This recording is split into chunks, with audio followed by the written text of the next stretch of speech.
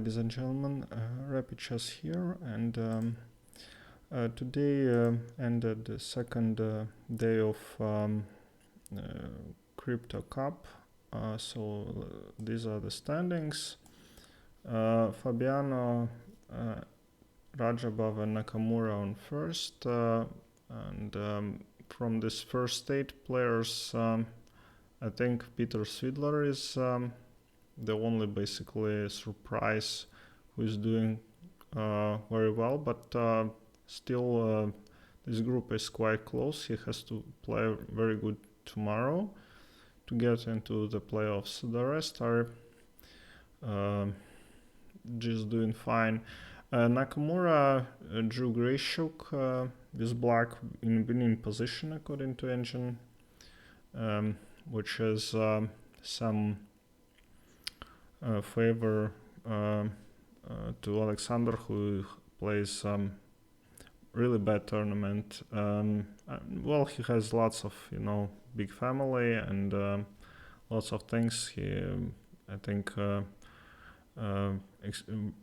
exhausted after this candidate tournament, and now it's just doesn't care too much about this kind of tournament. So a lot of mistakes. I notice blunders, very easy looking from side. So again, this is I think the main claim against this kind of format, that the level of play is not kind of you expect to be when you're playing on the internet. That's my idea.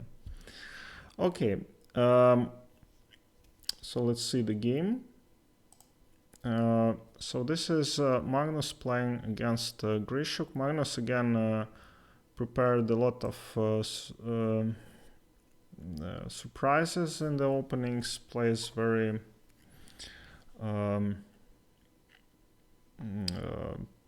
not common openings, and he obviously knew that Alexander is doing very bad, and he decided to give him some odds by playing b3, which is Larsen opening. Alright, so this is there is no direct setup. Black can choose the whatever they like, and Alexander played d5. I like this move personally. I like to playing e5 rather than d5 in this kind of positions, because the play becomes more aggressive, I think, from the black side. So bishop b2, knight c6, c4. A bit surprising, but Carlsen wants to take cd and not to allow black to have this solid center. Knight f6, e5. Now knight is attacked, knight to d4, and bishop c5. I think the position of bishop here is more active than, let's say, on g7. There is a lot of tactics with f2 and knight f5, attacking the g7 pawn. Also, this knight also cannot move because it should protect this diagonal. d5. This is actually a theory. There have been some games, and in this position white sacrifices a piece, takes, and king f8, attacking the knight. So the idea of Carlsen is that he has ruined the king side. Black's king will be forever under attack. And he has this beautiful bishop on b2, which also will harass the king. So he decides to play this game. Bishop d4, trying to exchange the bishops. but Carlsen plays knight c3. The position is, according to engine, is equal, but I think that Carlsen might know that actually it's white who is playing for a win in this game, because again the king is terrible, and white has a lot of tempi for development, because this bishop here is somewhat misplaced, right? 97. Let's see if we take this knight. This knight on c6 is attacked. So 97, e3, takes, and takes with the pawn. If he takes with the bishop, then black will take on d5 and attack the bishop, which Magnus will have to retreat. Now, when black captures on d5, bishop is not attacked and he can keep it. Alright, king takes, c4, defending the pawn on d5, and I think white has beautiful position with all pawns, and this terrible pin on f6 knight just devastates black. Knight to g6. So queen out protects the f6 knight, and king potentially can move, but just notice that also this rook is trapped. If king moves, then you cannot play a normal game without this rook. And if you can guess the move for white in this position, you're a good player, because Magnus played excellent move g4. Just if bishop takes, then we can take the bishop, and knight on f6 is pinned. So and g5 is a threat. h6 and h4 again,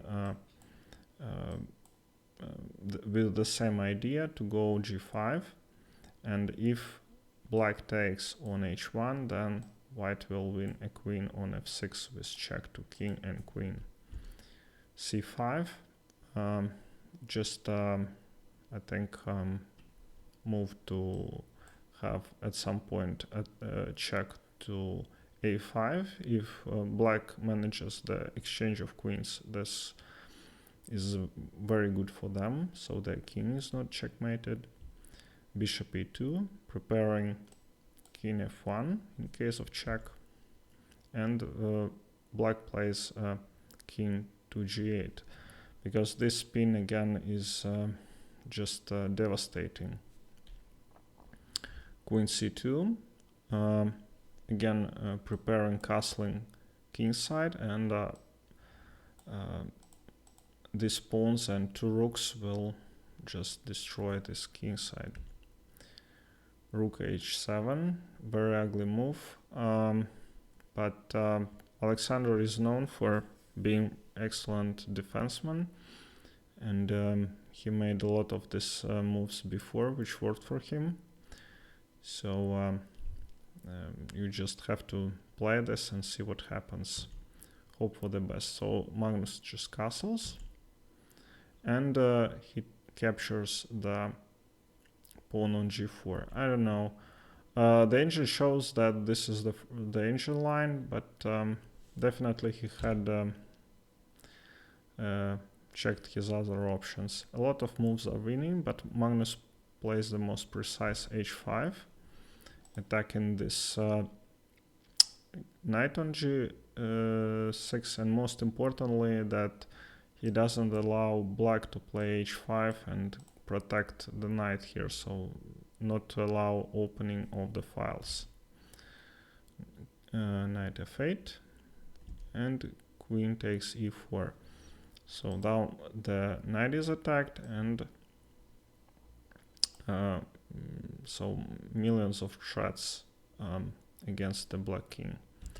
f5, try to keep this file closed. Queen to c2. Now white most likely wants to play queen c3 at some point and threaten g7 and h6, h8, I'm sorry. Alexander plays knight takes f2, forking 2 rooks. So check. King f8, king f7, and rook f8. Of course, Alexander could resign, but as it is a rapid game, he decides to make a couple of moves. Queen h4, defending the knight. Bishop e5, with the threat to go bishop g3 and capture full knight. Queen to e4. There are lots of ways, and this could be winning as well. There is move knight takes e4, but in this position white is winning, but there could be some problems. So after queen to e4, Magnus decides to decline the exchange. He plays queen c3, and in this position Magnus wins with beautiful move capturing the queen. So he plays rook g4, and if queen takes, then it's the pawn is pinned, so Magnus wins a full rook, and black queen has nowhere to go, and in this position Alexander resigned. So good job for Magnus, nice win, and he continues to fight for the best of 8. Alright, thank you very much, and see you next time.